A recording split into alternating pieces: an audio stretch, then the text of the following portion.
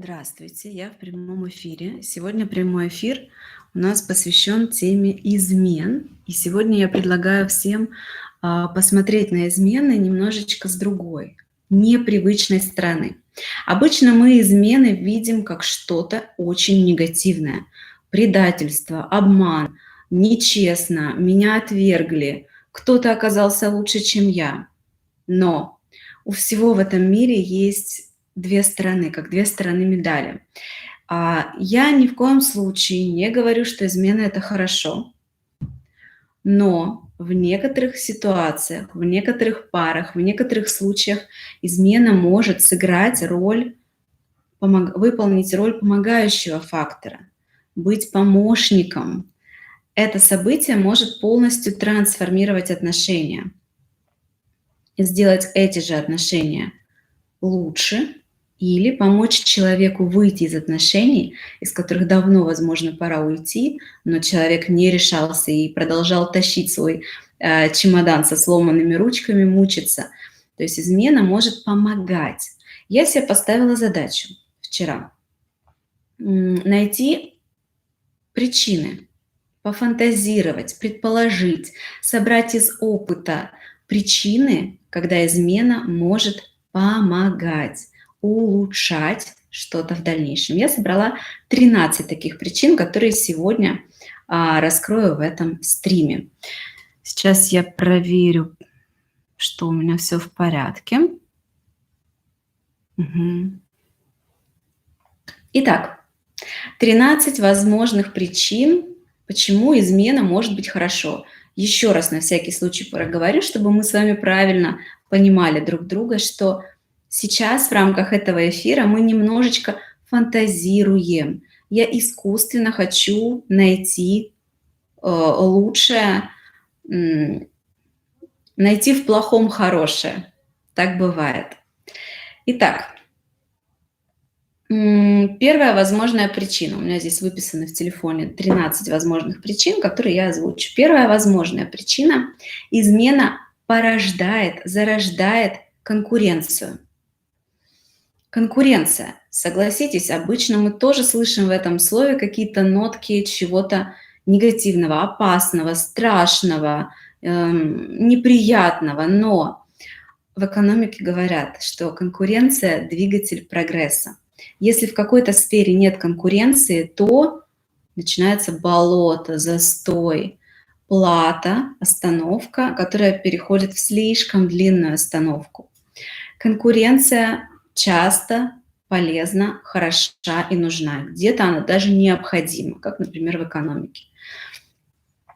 Если пара, муж и жена, живут долго, живут, и в какой-то момент им начинает казаться, что конкуренции нет.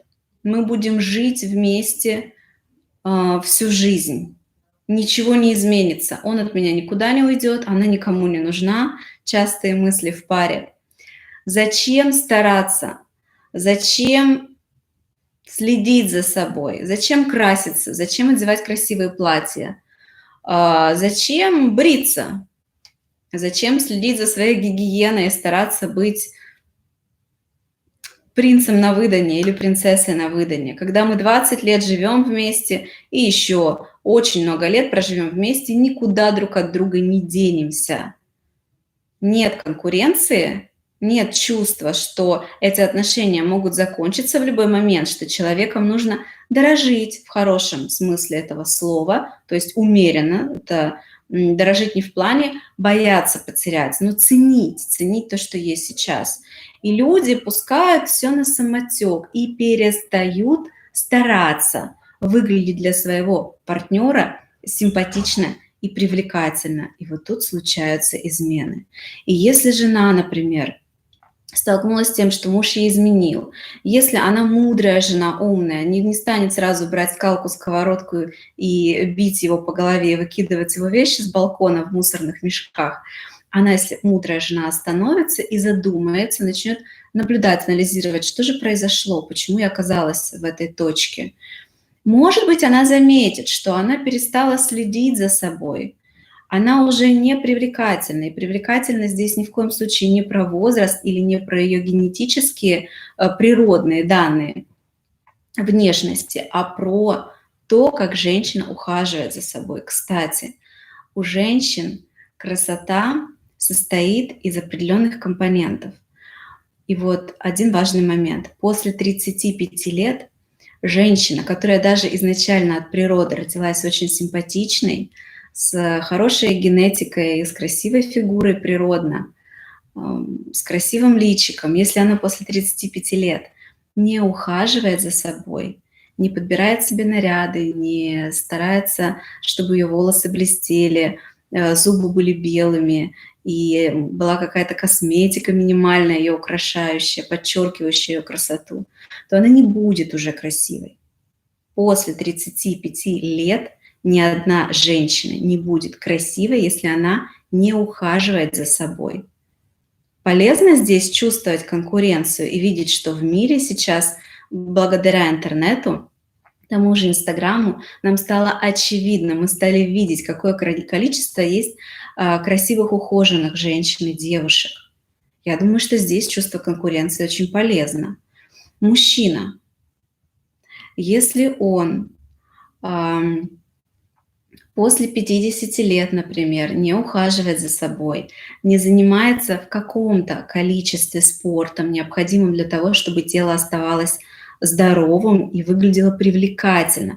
Если он запустил себя, у него пивной животик, если у него... Ну, мне про мужчин сложнее говорить, потому что, конечно, в женской красоте я больше разбираюсь, чем в мужской, поэтому помогите мне. Помогите мне додумать, как мужчина после 50 лет может себя запустить и что с его внешностью может такого случиться. Вот я на ум только мне сразу приходит пивной животик, потому что про него часто много анекдотов сочиняют. В общем, если мужчина запустил себя, и он не чувствует конкуренции, он, например, знает, что его Машка нафиг никому не нужна, потому что она страшная и тупая, и только с ним она может хоть как-то еще существовать. Или что она настолько не самостоятельная, она двух слов связать сама не может, она в этом мире пропадет без него. Он взял ее в 20 лет, когда она еще была кому-то нужна, потому что была молодая. А сейчас ей 50, вот они 30 лет живут вместе, она все 30 лет без него шага ступить не может. И какая тут конкуренция, куда она уйдет, кому она нужна, думает он. На самом деле все может быть не так, но люди часто запускают себя. Поэтому измена как факт случившийся может помочь человеку задуматься о том, что конкуренция в мире существует во всех сферах, и в любовных тоже, и в сфере отношений тоже. Если вы не конкурентоспособная, хочется сказать, особь, не конкурентоспособный индивидуум, то это не добавляет вам баллов, это убирает все возможные баллы. Либо измена еще не случившаяся, но мысли о том, что она может случиться, потому что вокруг есть люди, которые более привлекательно выглядят, следят за собой, стараются быть симпатичными, раскрыть свою природную красоту, она есть у каждого абсолютно. Мысли об измене помогают человеку трезво смотреть на жизнь. Хотела хлопнуть по привычке в ответ, закончив видео. Итак, следующая возможная причина. Следующая возможная причина – измена как проверка крепости отношений. Насколько отношения крепкие, насколько это крепкий союз. Измена, когда случилась, первые мысли в голове женщин обычно такие. Самая первая мысль, у нас часто у женщин есть травма отвержения, и самая первая мысль будет: выбрали другую, а не меня, меня отвергли. Вторая мысль, чаще всего, которая приходит в голову женщине, это: наш союз оказался не крепким, мы не крепко привязаны друг к другу, мы не две половинки, моя половинка отлетела куда-то и ушла к другому человеку, я осталась какой-то неполноценной, а мне нужно крепко скрепиться с человеком, прирасти к нему корнями. Почему? Потому что жить я без него не могу. Крепкий союз или не крепкий, крепость, вот это слово, это ошибочная мысль о том, что есть какие-то половинки. К сожалению, люди проживают многие так жизнь, но это болезненные отношения. Это есть термин такой в психологии — созависимость, когда человек не чувствует себя цельной, полноценной, отдельной личностью, которая вступает в отношения, чтобы получать что-то из этих отношений и давать равноценно. Это равноценный такой энергообмен, как на рынке. Мы покупаем какой-то продукт и платим за него какое-то количество денег. Обмен совершился, и он равноценный, раз мы вошли в этот контакт. То есть нам цена нас устроила, и того, кто продает, устроило то количество денег, которое он назначил как цену этому продукту. Так и в отношениях.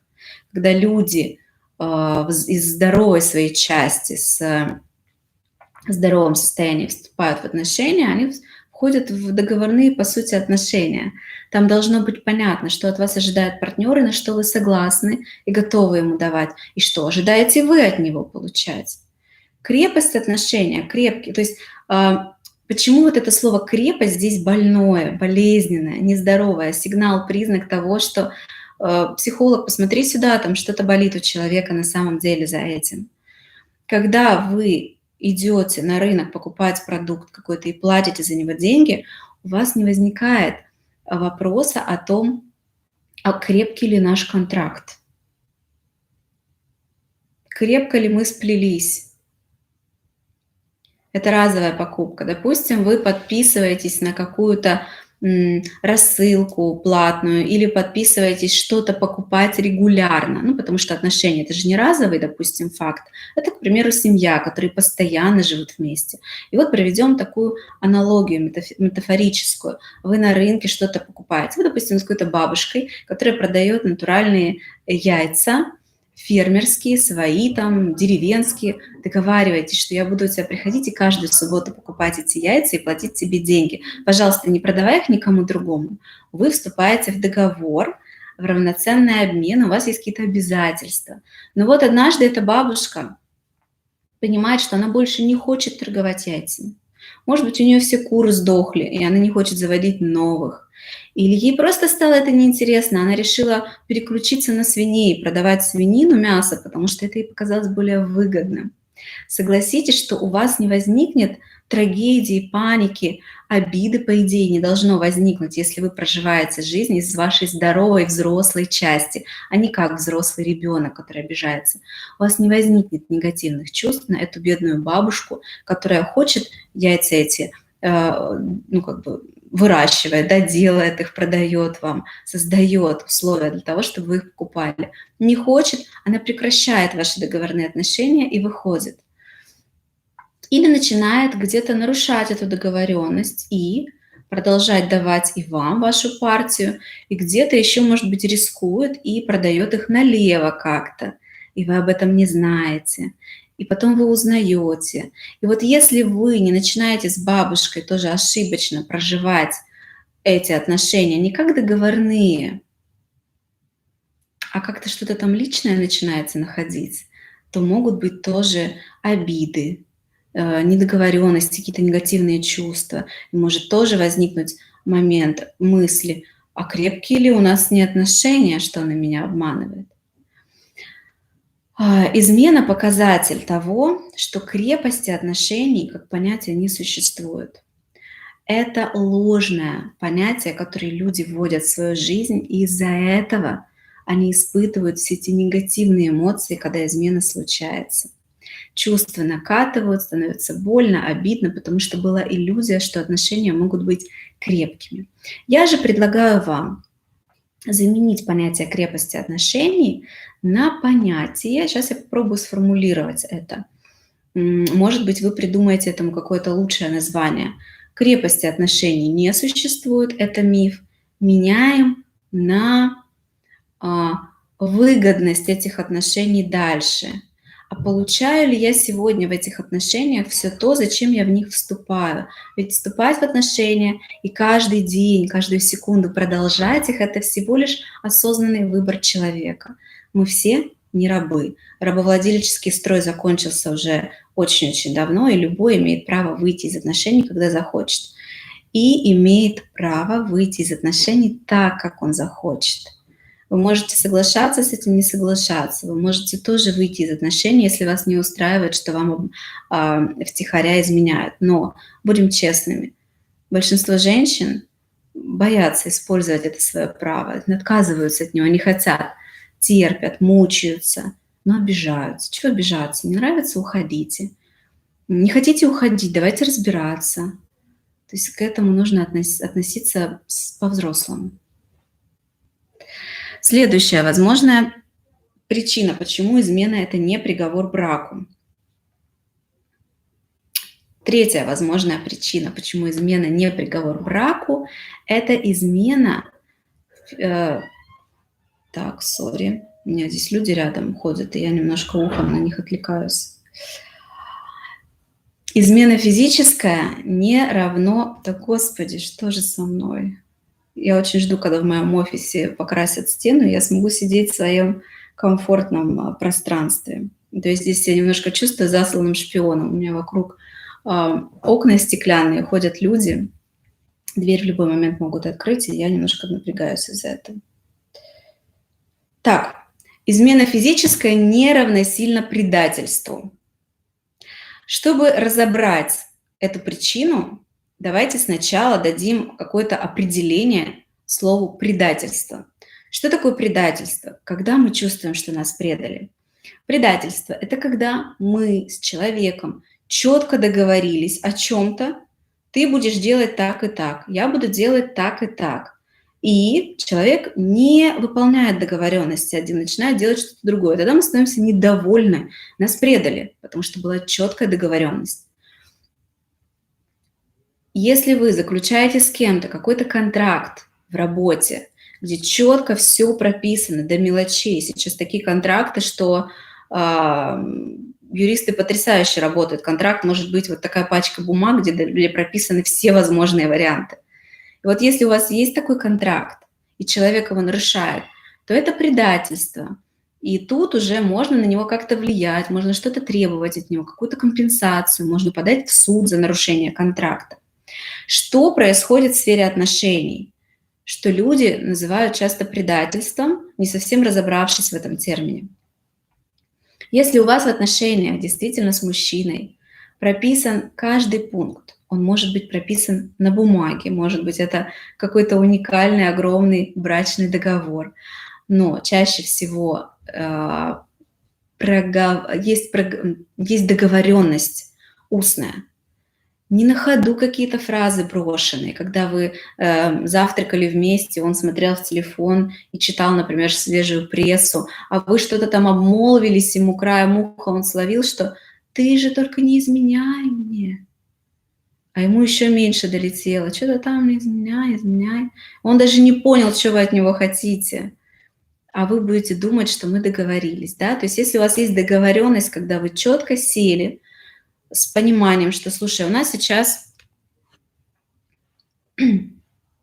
с тобой будет взрослый, серьезный разговор.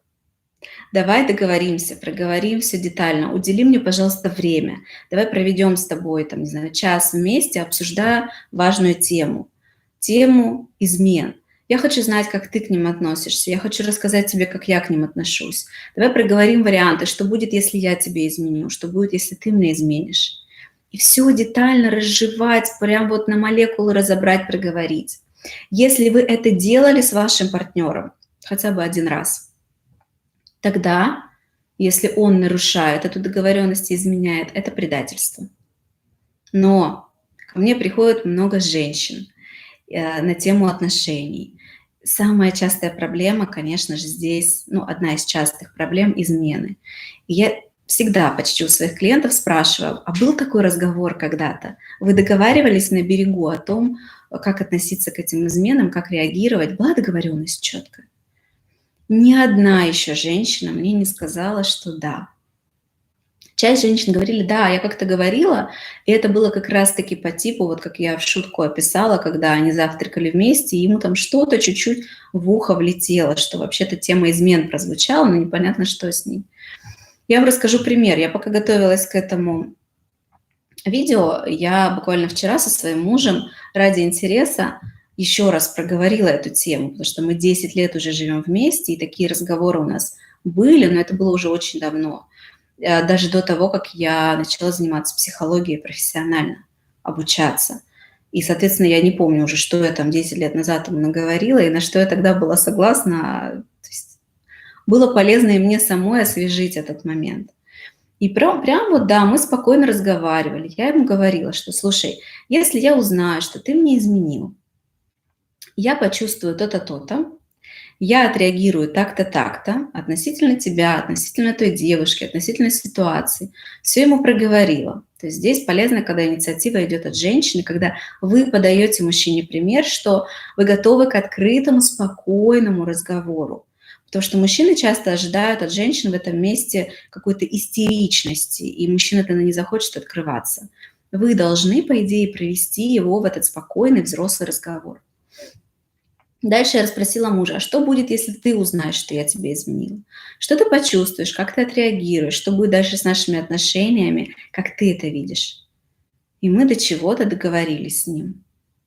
Мы проговорили даже такой момент, а можно ли, то есть, да, ну, как бы позволяет ли партнер обсуждать и говорить, если где-то на улице я вижу или он видит лицо противоположного пола, которое кажется симпатичным, как себя вести. Ну, то есть, например, сидим мы в кафе, и к барной стойке подходит парень, мужчина какой-то, который внешне показался мне привлекательным. Не как человек, я еще не знаю его, не характер, именно внешне. То есть, если бы я не была сейчас в отношениях, а была свободна, то я бы потенциально рассмотрела его как возможного кандидата себе в женихи. Вот я ему прям проговорили, мы с мужем, вот если мы оказываемся в такой ситуации, как бы ты хотел, чтобы я реагировала? Вот ко мне пришло это осознание, чувство. Как ты хочешь, чтобы я с этим поступила? Будет ли тебе комфортно, если я это проговорю, и мы вместе пообсуждаем его внешность? Или ты хочешь, чтобы я оставила это при себе как свое личное? И то же самое я сказала. Если у вас нет с мужем, с мужчиной, или вы мужчина с вашей женщиной, таких четких договоренностей, то ни о каком предательстве речь идти не может. Чтобы называть человека предателем, вы сначала посуетитесь сами, женщины, которые действительно обзывают так бедных мужчин, которые изменили. Посуетитесь сами, организуйте эту договоренность. Почему вы, а не мужчина? Ну, смотрите, в психологию вообще, не знаю, наверное, 95% людей, которые обращаются к психологам, это женщины. Почему? Потому что это женское дело организовывать пространство, уют, создавать условия. Поэтому не ожидайте от мужчины, что он к вам придет с таким разговором, как, например: дорогая, если мне на улице понравится какая-то баба с красивой грудью, такая она прям будет сексуальная, жаркая женщина, как бы ты хотела, чтобы я отреагировал на это? Не будет так, не придет. Единицы мужчин способны так синициировать сами разговор. Поэтому позаботьтесь сами об этих договоренностях и, пожалуйста, не разбрасывайте словом предательство, предатель, потому что оно очень обидное. Еще одна возможная причина.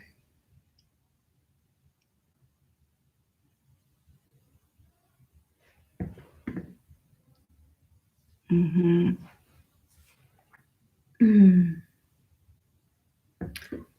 Следующая возможная причина. Измена – повод работы над ошибками. 100% это так. Почему? Отношения – это всегда ответственность напополам. 50% ответственности за одним партнером, 50% за другим. Если случается измена, не бывает так, что один виноват, а второй нет. Да, той стороне, которой изменили, которой обидно, где злость и боль, хочется очень полностью обвинить того изменщика, что он виноват, а я вообще ни в чем не виновата. Я же и завтраки ему готовила, и рубашки стирала. И пофиг, что у нас 2 месяца секса не было. Или что он уже 10 лет непонятно какой. Я же все делала для него. Думает так часто, к сожалению, женщина. Почему думает? Потому что мало информации про это знает. Всегда ответственность напополам. Поэтому ошибки были и с одной стороны, и у одного партнера, и у другого. И если вы узнаете про измену, это замечательный момент остановиться и начать анализировать, что я делала не так. Вам будет легче всего начать анализировать, что он делал не так. Обвинять его, придираться к нему, искать у него какие-то дефекты, обвинять и еще раз обвинять. Это легко. И вы можете найти легко, что он делал не так. Но вы не продвинетесь дальше, если вы найдете только с его стороны косяки и начнете ему тыкать в них, а он начнет защищаться, потому что его обвиняют, а про свои 50% ответственности ни слова не говорят. Поэтому самое полезное, что здесь может сделать мудрая жена, остановиться и не идти этим, казалось бы, легким обманным путем, искать ошибки у него. Найти сначала ошибки у себя. Найти ошибки у себя. Вот представьте, я вам сейчас расскажу пример. Это случается крайне редко. В моей практике клиенты, которые ко мне приходят, еще ни одна женщина не пришла готовая, сделавшая уже так. Часть женщин пробовали это делать после того, как мы проводили психологическую работу, был период психологических сессий, но ни одна еще не пришла, которая бы делала так. Может быть, такие женщины есть, просто им тогда психолог уже не нужен, они сами решают эту проблему. Вот сейчас представьте картину. Есть, допустим, Маша и Саша. Они 30 лет в браке. Тут Маша узнает, что Саша изменяет, например, со своей помощницей на работе. И Маша оказалась мудрой женщиной. Она взяла паузу. Например, детей отвезла к маме, к бабушке, взяла себе, купила какую-то путевку в санаторий, не куда-то, знаете, в Турцию, где вечеринки, изнойные мужчины, а в санаторий, в лес, где сосны, где санаторное питание такое диетическое, чтобы еще и похудеть за это время, с пользой провести время, где сосны, тишина, природа, какие-нибудь ретриты, медитации, где есть время остаться наедине с собой и поискать эти ошибки. И вот она провела там неделю искала ошибки у себя, со своей стороны, что я делала не так. Она нашла эти ошибки. Дальше она задумалась, как это можно исправить. Из позиции «я попробую исправить со своей стороны что-то», проговорю с ним, это будет открытое действие, исправлю со своей стороны, что было не так в наших отношениях. Если он среагирует на это положительно, тоже захочет что-то исправить, то, возможно, наш союз сохранится, и мы дальше пойдем по жизни вместе. Если он не захочет и со своей стороны ничего не исправит, и с моей стороны то, что я сделаю, будет недостаточно, окей, мы расстанемся, но я хотя бы попробую. Представляете, какая мудрая женщина? Вот она провела неделю в этом санатории, выписала все свои ошибки, подобрала каждый вариант решения, вернулась домой, села с мужем со своим, поговорила спокойно, без эмоций, сказала: «Послушай, Саша, я тебя люблю. Я знаю, что ты изменяешь мне на работе с помощницей. Мне от этого больно. Но я не хочу сейчас обвинять тебя. Я считаю, что в отношениях виноваты оба, когда что-то случается плохое. Я хочу попробовать спасти наш союз. Я хочу давай месяц попробуем прожить без измен по-новому. Дай месяц времени мне внести кусочек, свой вклад, трансформацию, внести трансформацию в наши отношения. Я тебя просто прошу, месяц мне не изменяй. И давай посмотрим, что будет потом». И она этот месяц живет по-новому, исправляя свои ошибки, делая там как-то иначе. Вот расскажите эту историю любому мужчине. Любой мужчина остановится и подумает: «Вау, какая мудрая женщина». Никаких обвинений, никаких истерик, никаких громких слов «ты меня предал», «ты ничтожество», или «я жить без тебя не могу», никакой жертвенности. Представляете такую женщину? Насколько это умная, мудрая женщина была бы. К этому приходили некоторые женщины со мной во время консультации, мы пробовали это сделать, и ряд этих случаев принес положительные изменения, отношения действительно стали другими. Ряд нет, потому что невозможно. Не бывает один человек виноват, и значит, не может один человек изменить полностью ситуацию. Но это самый мудрый поступок из возможных. Так, смотрим дальше.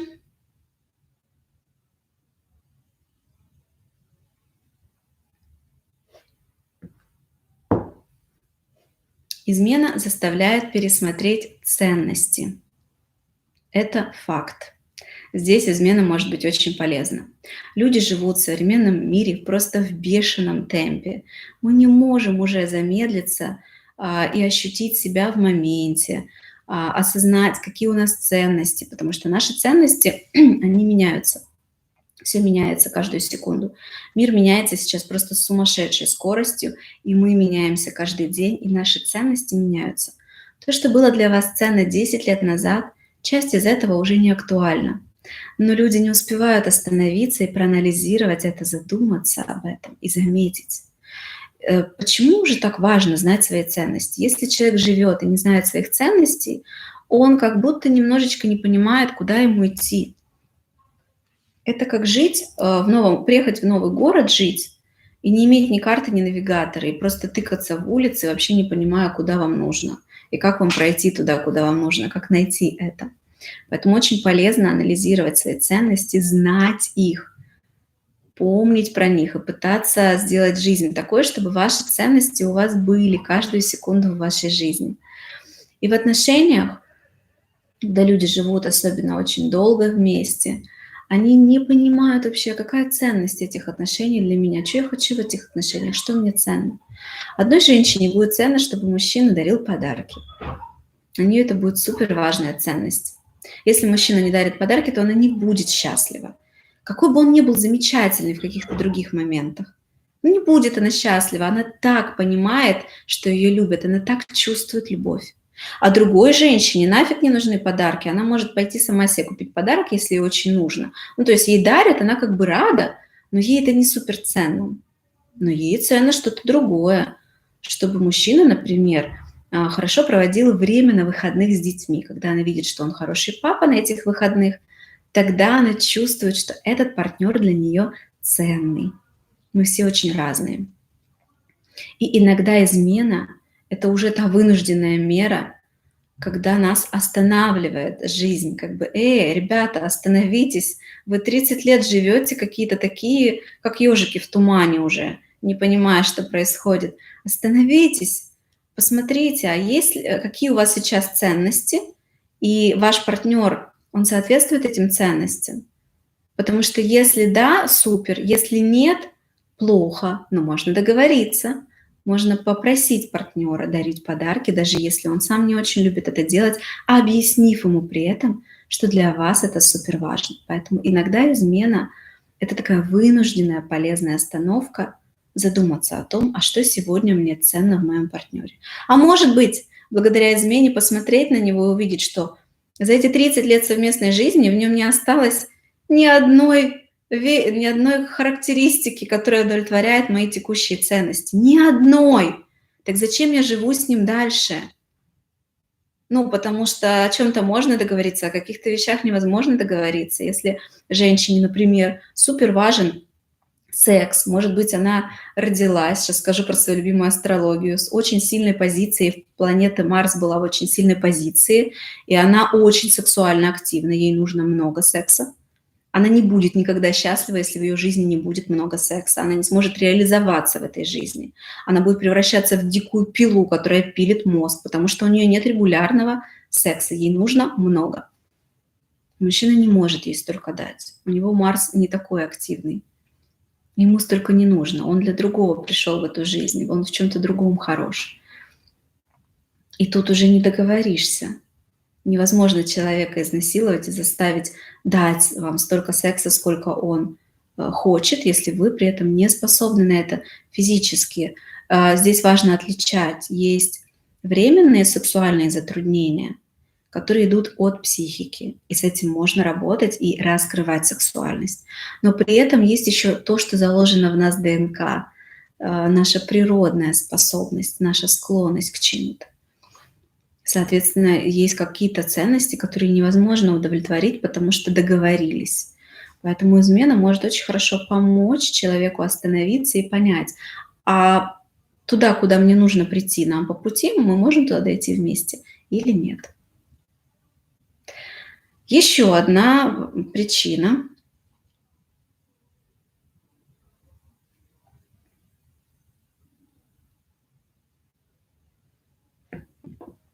Иногда измена дарит свободу от неприятных обязательств. Здесь на ум сразу приходят две самые частые жизненные ситуации. Первая жизненная ситуация – это когда мужчина хочет, чтобы его женщина была олицетворением домашнего уюта, тепла, чтобы она организовывала тот домашний очаг, который ему необходим. Он хочет женщину-хозяюшку. А она по своей природе совершенно не такая. Она какая-нибудь, не знаю, рыжая бестия, которой хочется носиться по этому миру и творить что-то, общаться много с людьми, реализовываться в чем-то. Или, может быть, она художник, который рисует потрясающие картины целыми днями, просто живет в этом, в студии. Нафиг она не хочет домашний уют. Но люди сошлись, к примеру, пара такая, описанная в этом примере, они сошлись вместе, когда обоим было по 20 лет, когда ни один, ни второй еще понятия не имели о своих ценностях. Они не понимали, как минимум, они не понимали, чего от партнера-то хотят. Тогда они хотели чего-то другого, что отражало их возрастные какие-то особенности. От партнера чего хотят, не понимали. И в силу возраста не понимали еще самих себя. Ведь в подростковом возрасте людям действительно очень сложно понять, почувствовать, а какой я и чего я на самом деле хочу. Что я люблю в этом мире? Я люблю яблоки или груши? Кофе или чай? То есть в подростковом возрасте невозможно это понять, в силу возраста. Но мы становимся старше и начинаем знакомиться с собой и понимать. И вот такая пара, они совершенно разные, они вообще несовместимы. Но тогда, в подростковом периоде, им казалось, что окей. И вот случается измена спустя 30 лет. И это может понять людям, что им вообще не по пути. Женщине это может помочь понять, что я нафиг не хочу соответствовать его ожиданиям и тащить этот дом на себе в том виде, в котором он ожидает меня. Мне неприятно делать этот уют дома. Почему? Потому что я делаю для него, а мне самой это нафиг не нужно. Мне неприятно организовывать дома какие-то праздники, встречать гостей, накрывать им столы, а потом полночи мыть посуду. Или даже приглашать кого-то помыть эту посуду, но организовывать все это мне неприятно. Или другой пример.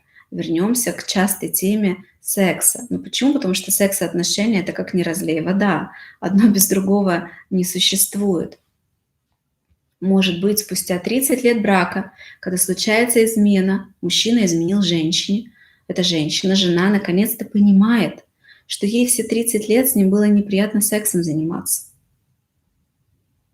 И все, он изменил ей, она может обидеться на него и прекратить эти отношения, и больше не делать то, что ей неприятно.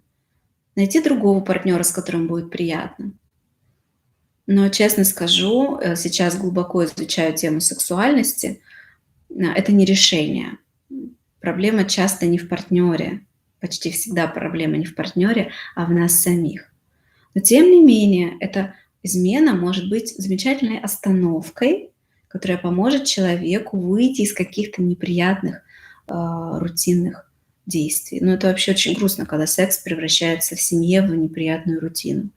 Но это грустная реальность, которая происходит, которая является сегодняшней реальностью в огромном количестве пар и семей. Главное знать, что это решаемо. Следующая возможная причина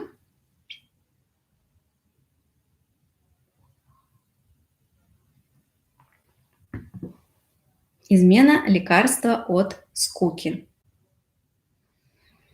Когда случается измена, если второй партнер не узнает о том, что ему изменили, а один тихонечко, так грамотно, как-то, знаете, хитро ходит налево, так что следов не остается, ему точно не скучно. Почему? Во-первых, раз он изменяет, наверняка там случается что-то приятное для него. Во-вторых, заметать следы – это очень энергозатратный процесс. В этот момент, когда мужчина ходит налево, у него есть любовница, например, или он какие-то разовые измены совершает, и он озадачен тем, чтобы заметать следы, чтобы жена дома ничего не узнала, он проживает эти моменты в своем детском состоянии. Почему? Чтобы заметать следы, нужно очень творчески подходить к этому процессу, и нужно постоянно что-то креативить. Нужно играть в, хотела сказать шпиона, наверное, не шпиона, шпион же он выслеживает что-то, здесь скорее жена может потом, узнав, играть в шпиона. Он играет в такого, секретного агента, так скажем. Это не скучно точно, это убирает всю скуку из жизни. И действительно, люди часто идут на измены не столько даже за самим сексом, как за физическим удовлетворением своей потребности сексуальной, сколько за вот этой вот искрой, изюминкой, азартом, что я буду теперь испытывать новые эмоции не только в процессе приятные, но и в процессе организовать это. Расскажу пример. Пример из жизни. Значит, мужчина один, достаточно уже взрослый, ему 55 плюс, у него жена и вторая семья. Жена, и догадывается, и вроде как знает про вторую семью, но все делают вид, что никто ничего не знает. И он не ограничен совершенно, он может проводить с этой семьей столько времени, сколько захочет. У них с женой очень свободные отношения, она его не ограничивает никак по времени. Он такой самец, который ходит в мир, добывает там что-то, он очень свободен. Имея свободу по времени, имея возможность сколько угодно там получать внимание, любовь и ласку и секс во второй семье, он все равно иногда играет вот эту роль такого тайного агента, придумывая какую-то себе командировку несуществующую и оставаясь там у второй семьи, а эта вторая семья чуть ли не на соседней улице, и чтобы его никто не увидел из соседей, не рассекретил, он даже в магазин не выходит. Он живет такой вот как бы в засаде, да, 55 лет человеку, но в семье очень скучно, а нужен драйв какой-то, азарт. И тогда люди начинают играть в эти игры. Поэтому я всегда говорю в своих видео, что истинная причина измены – это не только секс. Иногда это только секс. Но в принципе есть еще одна очень важная причина, почему случаются измены. Это нехватка эмоций в отношениях. Причем мужчине нужно видеть женские эмоции, находиться рядом, когда женщина проживает ярко свои женские эмоции, и мужчина как бы заряжается от нее. И вот если в семье этого нет, тогда мужчине приходится иногда играть в тайного агента. Еще одна возможная причина. Сколько времени я здесь? Я здесь уже достаточно долго.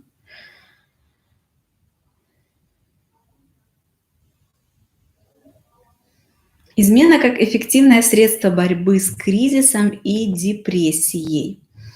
Немножечко здесь подкорректирую. Важно, чтобы мы с вами не путали, что клиническая депрессия, настоящая депрессия, это очень серьезный момент, это заболевание, к нему нужно относиться серьезно, там необходимы медикаменты, необходима профессиональная помощь, и там у человека нету сил и энергии на то, чтобы идти в измены, дабы бороться с этой клинической настоящей депрессией. Но часто в быту мы называем такое легкое депрессивное состояние просто словом депрессия. Поэтому в рамках этого эфира здесь сейчас, в рамках этого видео мы имеем в виду под словом депрессия просто легкое депрессивное состояние, скуку какую-то, апатию, но в очень легкой форме. И кризис. Действительно, в отношениях наступает кризис, когда Непонятно, чего я хочу от партнера, непонятно, чего он хочет, он мне не дает то, что я хочу. Претензии предъявляет мне, что я ему не даю то, что он хочет, и мы вообще как будто уже не идем в одном направлении, а как лебедь щукарак тащим в разные стороны эту телегу под названием «любовь, брак и отношения», и при этом еще даже не разговариваем друг с другом. Ведь самое страшное, что случается в отношениях, почему начинаются проблемы и измены, в том числе, когда партнеры перестают общаться. Не просто общаться по типу «ты сегодня будешь яичницу на завтрак» или кашу тебе сварить. Общаться о чем-то личном, глубоком, обсуждать отношения, обсуждать, кто что чувствует, как, кто что хочет. Это кризис, когда этот контакт прекращается. Или когда изначально его не было, но в начале отношения держались на химии тел, на том, что наша гормональная система нас так штырила гормонами, что там можно было и без общения прекрасно проводить время, но проходит какое-то количество времени, например, пару лет, гормональный фон падает, гормоны уже не штырят так тело, и тут, если этого контакта, разговоров-то нет, то случается кризис. И иногда действительно измена полезна, чтобы опять-таки остановиться и понять, что мы в кризисе.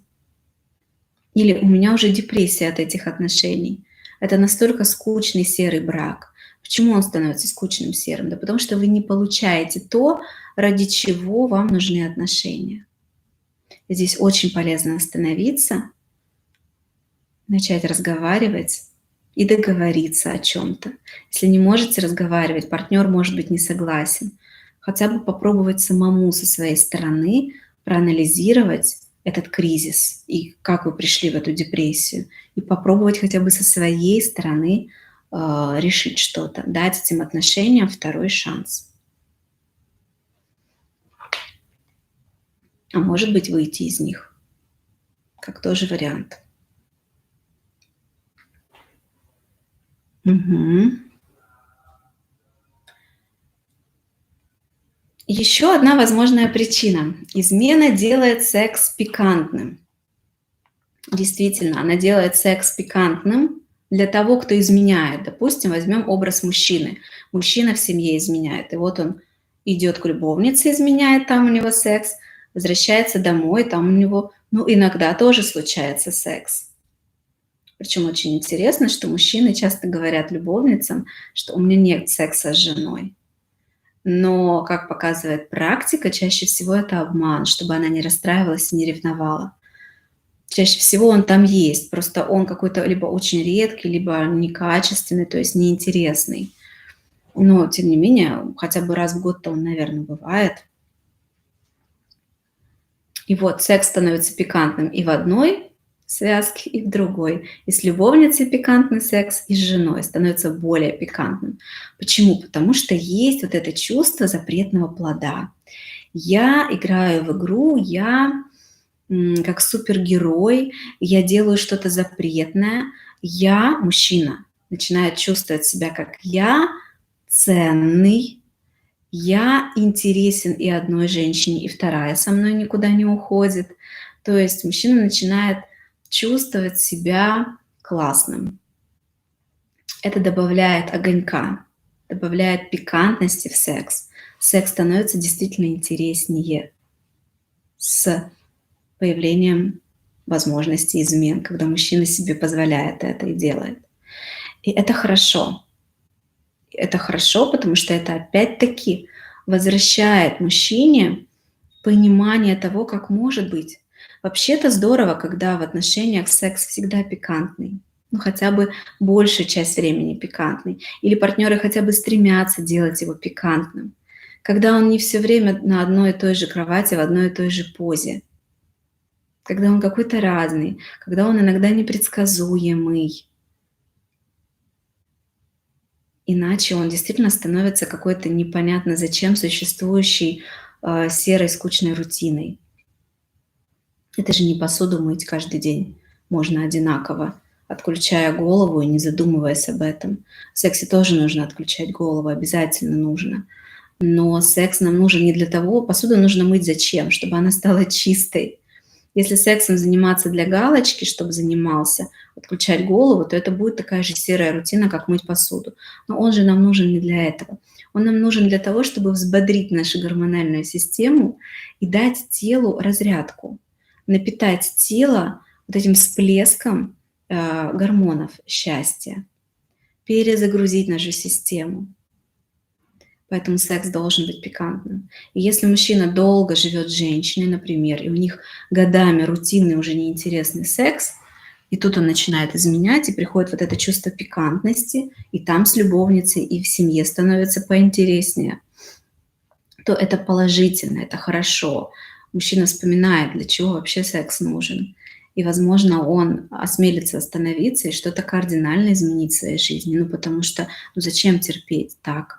Зачем так терпеть? Иногда нам нужно, чтобы нам кто-то, не знаю, может быть, шлепнул случайно по голове, и мы опомнились, что вообще-то что-то мы делаем не так. Еще одна возможная причина.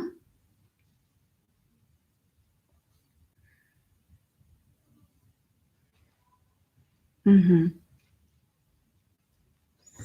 Измена может вернуть в брак романтику. Действительно может. И со стороны мужчины, когда он, например, изменяет, и со стороны женщины может появиться нотки романтики, появиться романтичность женщины, жены, которые изменяют. Появляется чувство конкуренции, когда случаются измены, и они становятся известны. И если люди в этот момент останавливаются и принимают решение что-то изменить в своих отношениях, чтобы убрать вот эту потребность в изменах, чтобы не бегать на сторону чего-то искать, то первое, к чему стоит обратиться, это к романтике. Когда мы начинаем отношения, мы их начинаем чаще всего с романтики. Ну, практически всегда отношения начинаются с романтики. И если вы хотите перезагрузить отношения, если случился такой факт серьезный, как измена, это как тревожная кнопка, такая сигнализация, аларм-система, там, не знаю, пожар, мы горим, да, остановись, что-то не так, выбегай из дома, так и измена. Тревожная кнопка загорелась, измена, что-то не так, остановитесь. И один из вариантов, как перезагрузить эти отношения, это начать все заново. Давай начнем заново. Но попробуем заново не просто повторить все то же самое, а в тех моментах, когда мы ошибались, что-то изменить, чтобы не повторять те ошибки. Но давай начнем заново. Не просто дальше продолжим, не повторяя ошибки, а прям заново начнем. А заново это с романтики. Это начать ходить в рестораны, например, на свидания. Можно вообще поиграть и устроить себе новое первое свидание. Можно поиграть еще дальше в это интересно и устроить не просто какое-то новое первое свидание, а повторить то свидание, с которого у вас все начиналось. Взять и попробовать прям воссоздать обстановку. Еще можно дальше круто пойти и вообще придумать, одеть даже одежду, если вы помните, в чем вы были одеты на первом свидании, одежду похожую, там, подобрать майку такого же цвета, штаны, и оказаться в тех же, организовать себе те же обстоятельства, в которых вы были на первом свидании, и устроить заново эту романтику, перезагрузить систему. То есть можно, знаете, как компьютер перезагружают, можно, чтобы перезагрузить систему, обновления скачать, то есть что-то новенькое внести, а можно просто заново все переустановить. И можно начать с того же, но заново пройти этот путь как-то иначе. И круто начинать именно с романтики. Я думаю, что в этом эфире я не успею озвучить остальные несколько причин. Я их озвучу в роликах следующих, запишу завтра ролики на эту тему, потому что я вижу, что в чате есть несколько вопросов, у нас осталось не так много времени, и лучше я это время потрачу на общение с вами и на ответ на ваши вопросы. Итак, я иду в чат и смотрю вопросы.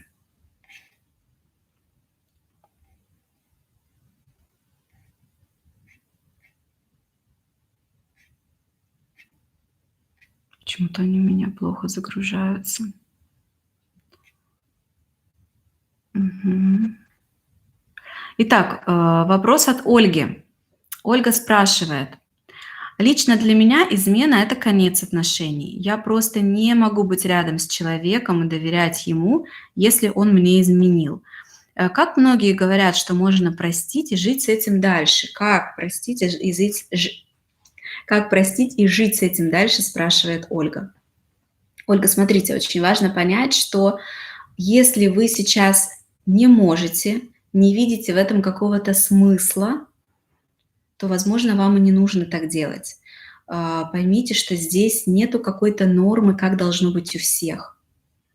Можно прощать измены и жить с этим дальше, и человек может найти способы или услышать варианты и сделать эти варианты при условии, если он видит в этом смысл. Зачем? Например, когда мы начинаем учить иностранный язык, если мы не вкладываем в это смысл, зачем, что будет, для чего я это делаю, что я получу с этим, то это получаются случаи, когда люди их учат годами, эти иностранные языки, не могут их выучить. Если вы идете, устраиваетесь на работу, и каждую секунду нахождения там вы знаете свой один важный смысл, зачем вы там, то вы можете стать очень ценным сотрудником. У вас будет получаться все само собой. А если нет, то это будет работа мучения, непонятно почему, и у меня не получается, и меня не повышают, и у меня нет вообще там никакой перспективы, потому что смысл зачем непонятен. Если я буду сейчас сидеть с вами на этом эфире, на этом стриме и не понимать, зачем я здесь, то это будет какой-то стрёмный стрим, непонятно зачем. Я могу начать делать не то, что полезно вам. Поймите, зачем вам делать, как другие, пример, прощать мужчину. Муж изменил, и вот вы, допустим, решаете простить его, ищете способ как, но ответьте себе на один важный вопрос. Зачем? Если я найду способ, прощу его, и мне станет действительно комфортно, то зачем? Что будет там? Как только вы ответите себе на этот вопрос, вы сможете интуитивно сами найти этот способ. Я сейчас предложу вам варианты, зачем и как. Если женщина смотрит на мужчину и понимает, что я все еще его люблю, я вижу в нем какие-то качества, вижу в нем что-то, что я люблю, и я хочу попробовать, и я готова признать, что я где-то напополам тоже виновата. Слово «вина» здесь плохое. Я тоже совершала ошибки. Потому что вина – это что-то, за что сразу мы представляем образ ребенка, которого нужно наказать, поставить в угол. А ошибки – это то, что и взрослые постоянно совершают. И ошибка, слово, не носит негативный характер. Ошибка – это просто ошибка, и ее можно исправить и сделать по-новому. Ошибка не проблема.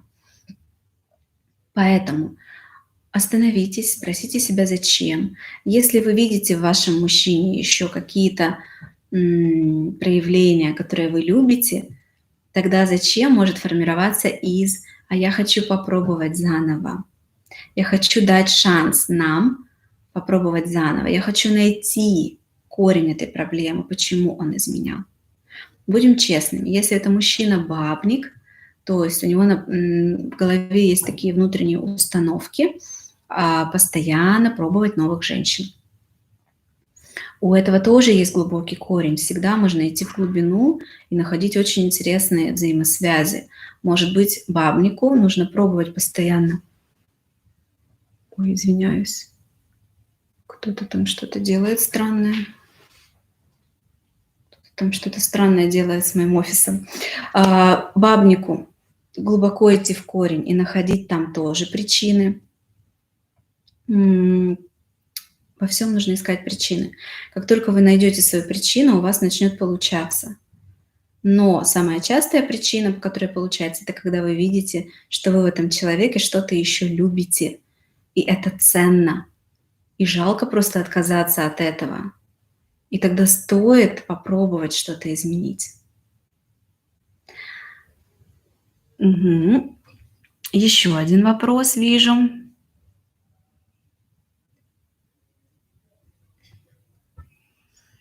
Ангелина спрашивает: мой муж каждый вечер после работы играет в компьютерную игру. И оказалось, что там много девушек также играют. Он с ними ласков и нежен, называет их котенок, Аннушка, играет и флиртует до глубокой ночи. В реальной жизни не встречаются, наверное. Словила себя на мысли, что ревную к этим девушкам, хотя головой понимаю, что это неправильно. Как быть? А, Ангелина, смотрите, нету правильно и неправильно, нету какой-то нормы единой. Есть вы и то, что вы чувствуете. Любое ваше чувство правильное. Вы имеете право на любое чувство.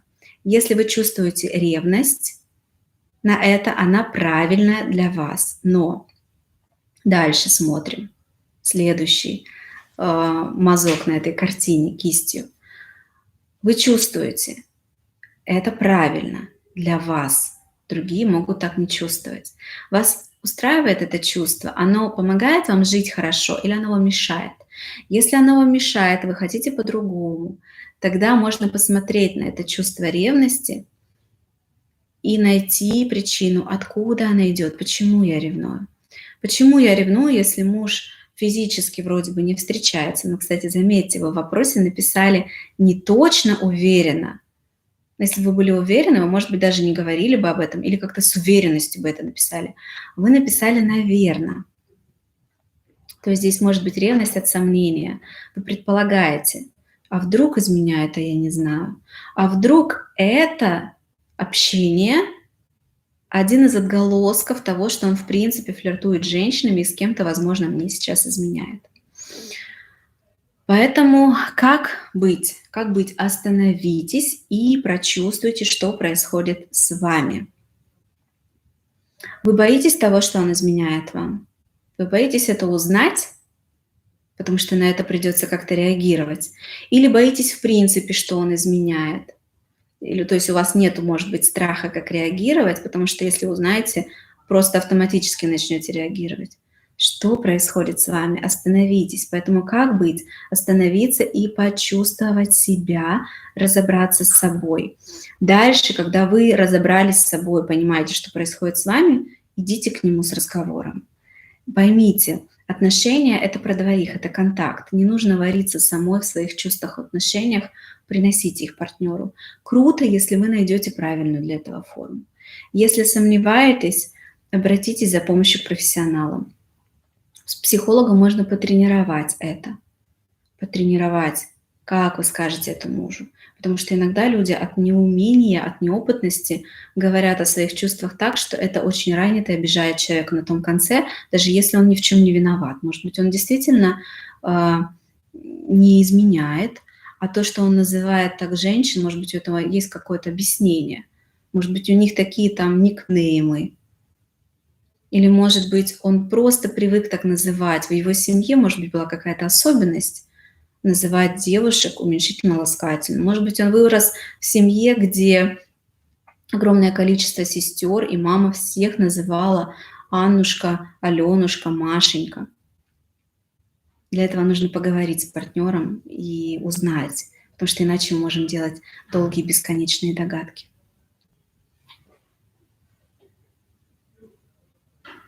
Ага, все, успокоилась, поняла, что там делают у меня.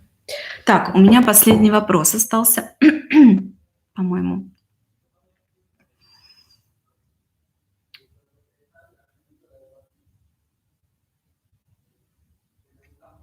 Угу. Читаю вопрос от зрителя. Еще лето, а я уже думаю про Новый год. У моего любимого семья, и если вечера или редкие выходные он может уделять мне, то Новый год он точно будет с семьей, а я не хочу даже думать о том, что проведу Новый год в одиночестве. Как мне поступить? Вы сейчас затронули действительно очень важную тему, которая прям красной ниточкой проходит сквозь все любовные отношения, где любовница постоянное, длительное время, и, может быть, они уже не первый год, и действительно любовница начинает немножечко путать эти роли, немножко забываться о своем положении и, еще не имея на это оснований, заранее уже как бы жить наперед, претендовать на время семейных праздников. Как вам быть? Остановитесь. Это самое частое, что я говорю, потому что все начинается с остановки. Остановитесь, замедлитесь и попробуйте для себя сама расставить точки над «и». Кто вы, в какой вы роли, насколько вы любовница, что он вам обещал. Прочувствуйте границы, на что вы имеете право, на что нет. Скорее всего, вы здесь почувствуете, что да, действительно, вспомните, что да, действительно, я любовница, у него есть семья, он не обещал мне, к примеру, да, если это так, проводить со мной праздники, он едет с семьей очередной раз, и я это все понимаю, но мне больно внутри, мне неприятно. Еще раз остановитесь в этот момент и прочувствуйте все эти чувства. Вы имеете право на эти чувства. Эти чувства важно и полезно замечать, потому что если вы не прочувствуете их, не посмотрите на них открыто, а где-то их страмбуете внутри у себя, они будут немножечко отравлять изнутри, травить и портить отношения, портить свое самочувствие, состояние. Прочувствуйте, а потом спросите себя. Я вообще мастер задавать неудобные вопросы, за этим к психологу и ходят. Почему мне обидно? Почему мне неприятно, если между нами есть четкое такое разделение, что Новый год – это семейный праздник, и он проводит его с семьей. Почему же все-таки я испытываю эту боль? Скорее всего, там чаще всего бывает ответ, потому что я хочу быть на месте семьи, потому что я хочу быть его семьей, потому что я ревную его к семье. И вот это момент, здоровский такой замечательный момент для перезагрузки. Потому что перезагрузка нужна не только в семейных отношениях, но и в отношениях любовница-любовник, у которого есть жена, когда эти отношения затягиваются, уже так долго длятся, там тоже бывает полезна перезагрузка. Приходите на мой канал, на этом канале есть видеоролики на тему перезагрузки отношений в любовном треугольнике, перезагрузка отношений для любовницы. Мы с вами в эфире уже час. Я предлагаю закончить. Все хорошее нужно вовремя уметь заканчивать. Спасибо большое за ваши вопросы. Спасибо за то, что пишете. Спасибо. Мне приятно видеть обратную связь. Мне приятно видеть, что это время, которое я здесь провожу, оказывается кому-то полезным. Приходите на канал, ставьте лайки, пишите комментарии, проявляйте активность смело. Почему? Потому что ваша активность здесь не уходит в пустоту. Я ее вижу. Я смотрю на вашу обратную реакцию, делаю какие-то выводы, смотрю, какие темы вам больше интересны и развиваю их дальше, шире и глубже. Регулярно читаю комментарии, стараюсь отвечать на вопросы и давать там вам какую-то пользу, которую могу дать. Что ж, заканчиваю эфир и до встречи.